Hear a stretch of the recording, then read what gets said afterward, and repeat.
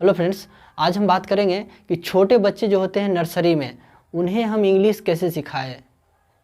बच्चा का जो स्टार्टिंग होता है सीखने का मेन पॉइंट वही होता है कि वहाँ अगर बच्चे नहीं सीख पाए ना तो फिर आगे भी उनका इंग्लिश वही कमज़ोर का कमज़ोर ही रह जाएगा। चाहे वो मैथ हो, हिंदी हो, इंग्लिश, वो शुरू में सीखेंगे तो फिर आगे सीख पाएंगे, वरना उनका कमज़ोर का कमज़ोर ही रह जाएगा। इसलिए ये टीचर और पेरेंट्स दोनों ध्यान दें कि बच्चों को अगर सिखाते हैं तो कैसे सिखाएं और कैसे कैसे क्या क्या उनके लिए ज़रूरत होती है। सबसे पहले हम कहेंगे कि जो बच्चे को कोचिंग गांव में या फिर शहर में तो हो ही जाता है, वो स्कूल में ही सारा कुछ अवेलेबल होता है, उसके लिए कोई बात ही नहीं है। गांव में खास करके जो भी बच्चे प्रथम बार जैसे जाते हैं कोचिंग में या फिर स्कूल में, ट्यूशन कहीं भी जो भी करवाते हैं, तो हम कहेंगे पेरेंट्स से या फिर जो टीचर जो पढ़ाते हैं, ट्यूशन टीचर हो या फिर स्कूल टीचर, स्कूल में तो कोई बात नहीं, स्कूल का सब कुछ स्कूल में ही अवेलेबल रहता है, तो उसके लिए कोई बात नहीं है। तो बच्चे को जब स्टार्टिंग में हम सिखाना स्टार्ट करें ना, तो उनको पेरेंट्स से ये कहें कि जो थोड़ी अच्छी वाली कॉपी और पेन पेंसिल, ये चॉक पेंसिल नहीं चाहिए, ये चॉक पेंसिल नहीं। कहा है कि बच्चे को जब ये चॉक पेंसिल का आदत पड़ जाता है ना, तो वो पेन पेंसिल में फिर दोबारा आदत डालना पड़ता है।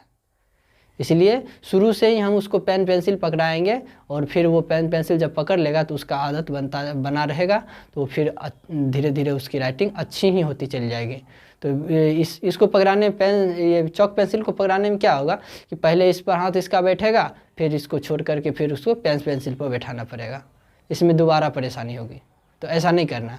थोड़ी अच्छी वाली कॉपी दे, इरेजर दे, जिससे कि मिटा करके लिखे। कॉपी अच्छी देने का मतलब ये है कि मतलब एक बार वो मिटाए ना बच्चा तो वो फटे नहीं। कॉपी तो ऐसे नॉर्मल ऐसे होते कि एक बार ऐसे घसा बस फट गया, तो ऐसा नहीं दे। तो ये हो गया, कॉपी और पेन पेंसिल ये चाहिए। और हाँ, अब सिखाना क्या है, तो बच्चों को क्या करना है कि एक बार में एक ही लेटर दे, एक पेज में एक ही लेटर दे। भले बच्चा एक दिन में एक ही लेटर क्यों ना सीखे, एक ही लेटर देना है, ज़्यादा नहीं देना। और कॉपी जो 10 वाली आती है तो उसमें क्या करना है, एक लाइन ऊपर दे देना है। जैसे ए लिखते हैं तो ए ऊपर दे देना है, फिर बीच में दे देना ए। ऐसा करते हैं तो क्या होता है, बच्चों को ये नहीं लगेगा हमें कि मतलब इतना ऊपर से देख कर नीचे लिखना है। अगर एक लाइन देते हैं तो क्या होता है, बच्चा ऊपर में लिखते लिखते क्या होता है कि आधा लिखा, फिर उसी को अपने लिखा अपने देख देख के लिखते चले जाता है। तो ऐसे में दिक्कतें आ जाती है, बच्चे का राइटिंग खराब हो जाता है। और 2 लाइन में रहेगा, आधा यहाँ से लिख देगा ऊपर वाला देख करके, फिर आधा नीचे वाला देख करके लिख लेगा। इसमें क्या होगा कि उससे थोड़ा बेटर रहेगा, अच्छा से लिख पाएगा।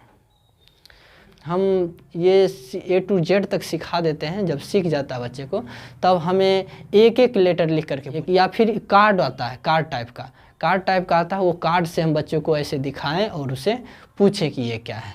ठीक है, उसमें पिक्चर्स वगैरह सब कुछ दिए रहते हैं, A for एप्पल करके, वो ले करके पूछें, या फिर हम उसे लिख करके भी पूछ सकते हैं। या अगर ऐसा ना हो तो हम उसे लिखवाएं, चलो बाबू लिखो P या Q। अगर वो लिख देता है टू जेड तक, कहीं कहीं से पूछना है, सीरियल में पूछना है, तो वो तो हम समझ जाएंगे कि बच्चे मतलब A to Z आइडेंटिफाई कर गया है। उसके बाद हम क्या करेंगे, उसे सीरियल A to Z तक लिखवाएंगे, A to Z तक लिखवाएंगे, एकदम A से A B C D F G H I Z तक लिखो। वो लिखे, फिर हम उससे बीच बीच में से पूछेंगे कि ये क्या है, ये क्या है। पूछने के बाद क्या होगा कि जब हम बच्चे सारे बता देंगे, फिर हम क्या करेंगे, स्टेप थर्ड में हम उसको कहेंगे कि मतलब 1 2 3 लेटर का मतलब उसे हम 2-3 बार, पहले 5 या 10 दिन, हाँ 5-10 दिन उसे हमें वर्ड मीनिंग देना है। 2-3 लेटर 4 लेटर कैसे करके वर्ड मीनिंग देना है, उसे समझा भी देना है कैसे याद करना है।